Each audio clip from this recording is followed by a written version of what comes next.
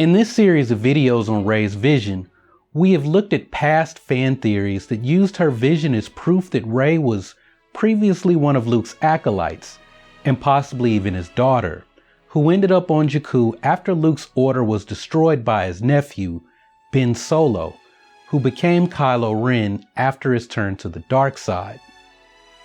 We looked at why Rey was called by Anakin's lightsaber and identified it as Rey's call to action to begin her own heroic journey in the same way Luke was called to action by Obi Wan Kenobi in A New Hope.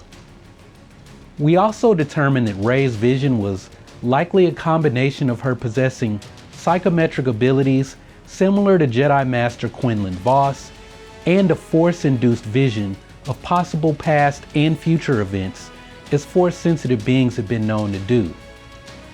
The question remains, what are we seeing in Rey's vision, and what does all of it mean? Hey Star Wars fans, this is another Urban Acolytes video, and my name is Prince. In this video, we're going to conclude this 3-part series on Rey's vision. And if you haven't seen those other 2 videos, make sure to go back and check those out. So let's look at Rey's vision now that we've established how she even had the vision in the second video in this series. So the first thing you need to be made aware of is this. There are actually 3 different versions of Rey's vision. The version in the novelization and the junior reader are different from the version in the movie. The version in the book, Rey's Story, which tells The Force Awakens from Rey's point of view, it contains extra details about the movie version of the Force-back vision. Now I could raise some additional questions about the differences in the visions, but for now, I'll stick to the movie version and I'll only include a few details from the books when I feel it's appropriate. So let's go back to Cloud City. The novels all mention a boy who was in the corridor with Rey during the fight between Darth Vader and Luke Skywalker. Now the audience is seeing things from the boy's perspective when Rey is walking towards the camera.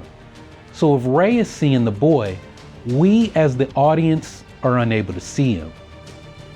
Now questions have been raised about the identity of that boy. And the truth is, we don't know who that could be. Just based on the nature of psychometry, this would most likely be someone who came into contact with the lightsaber. And if it were a young Ben Solo, well, we wouldn't know it if he was shown because we don't know what Ben looked like as a boy. And the same thing can also be said about Luke Skywalker. If it were Anakin, well, people who've seen episode 1 would identify a young Anakin Skywalker. But the truth is that in episode 7, we only see one boy, and that's Finn.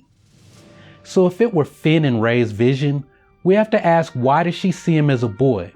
But it is interesting that Finn will later come to possess Luke and Anakin's lightsaber.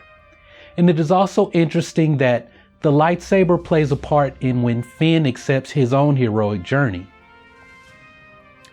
The floor collapses in on Rey, and we see Luke Skywalker with R2-D2. Now the novelization says that it appears that Luke is at a burning temple. And we have no idea what this event is or when it takes place. Earlier, we were led to believe that it occurred 15 years prior to The Force Awakens. And the reason people thought this is because in the Art of the Force Awakens book, there is a line that says Luke is wearing a different outfit on Ahch-To because Michael Kaplan didn't want him to still be wearing the same robes that he wore 15 years before. So let's say this shot is of Luke 15 years before Rey found him at the first Jedi Temple on Ahch-To. We only know that Luke and R2 are possibly at a satellite Jedi temple that is either on fire or they are in front of a fire. And it is possible that Luke has other students already, and they're out exploring the galaxy seeking out these Jedi satellite temples and Jedi relics. The Bloodline novel actually confirms that Luke has been mostly unseen since the end of the Rebellion, as he's been seeking out students and exploring Jedi ruins in his efforts to possibly rebuild the Jedi Order. If this shot is of Luke from 15 years before The Force Awakens, Ben has not yet turned to the dark side, And as of now, we don't know when Ben actually came to study with Luke, but at that time he would have been about 14 years old. The next thing we see is the warrior being stabbed through the back by Kylo Ren. Now, a number of people believe that Rey is being saved by Kylo Ren, but this is actually not the case. Rey, as a remote viewer, is possibly seeing this event from the perspective of someone else who actually was present, or she's just reacting to the event as a remote viewer. Think of this as the same way that Bran Stark is able to remote view events on Game of Thrones with his green seer ability. Rey is actually seeing a battle that either occurred in the past or will occur in the future. See, this is where things get a little fuzzy because psychometry shows someone the history of an object and the history of those who possess the object, but Force visions can allow people to see into the future. Either way, what I think Rey is seeing is actually Kylo Ren after he joins the Knights of Ren.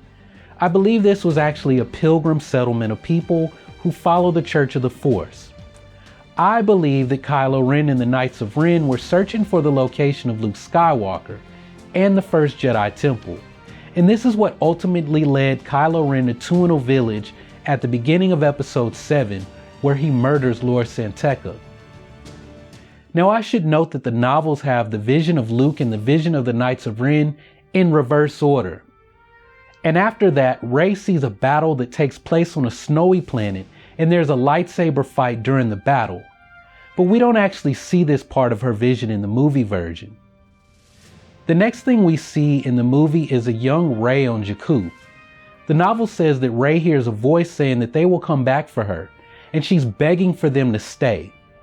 And Pablo Hidalgo released a picture of the early script, and it is revealed that it was actually a male's voice telling Rey that they will return for her. So this is a correction from something that I said in a speculation video about Jyn Erso being Rey's mother, as I believed at that time that it was a woman's voice that Rey heard in her vision. Now, what we see on the screen is Unkar Plutt holding Rey by the arm as a ship leaves Jakku, and we're led to believe that this ship is Rey's family, or whoever it was that left her on Jakku. And Pablo Hidalgo tweeted out that the ship from Rey's vision was supposed to have been used in an earlier shot in the film.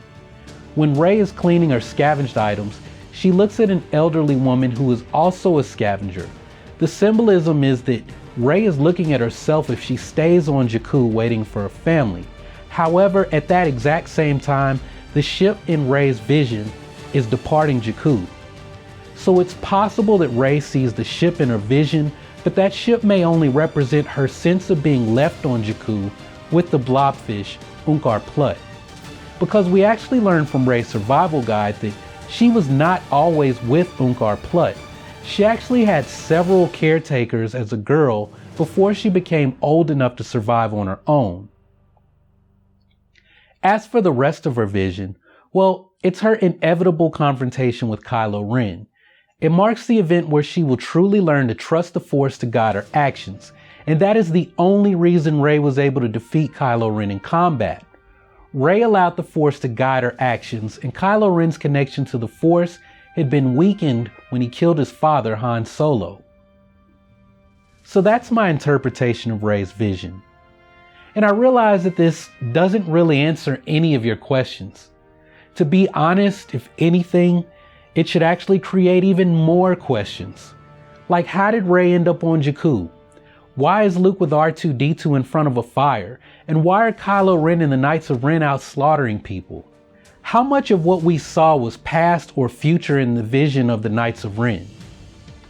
Another question we should be asking is if Rey's unique abilities extend beyond psychometry, and for how long has she been using her Force abilities without her even knowing? I hope all of these questions will be explored as we get deeper in our story in episodes 8 and episodes 9. So now I'd like to hear from all of you. How do you think Rey ended up on Jakku? And who do you think her parents are, since it really appears that Rey is not a Skywalker? Let me know your thoughts in the comments section down below. Also, if you haven't subscribed already, go ahead and click the subscribe button below to take your first steps towards becoming an urban acolyte. I normally post videos every Monday, Thursday, and Friday, so the best way to be notified when a new video posts is to be a subscriber. So what's coming up in the pipeline next is I'm going to answer a few questions you all asked about the video that I did on Kylo Ren bringing back the Sith Order. And after that, I'm going to be catching up on my reviews of Star Wars Rebels. So if you see a lot of videos posted next week and you like Star Wars Rebels, make sure to come back to see those. Well, that's all I've got for now. So thanks for watching. Y'all keep on breathing, and may the Force be with you. Bye.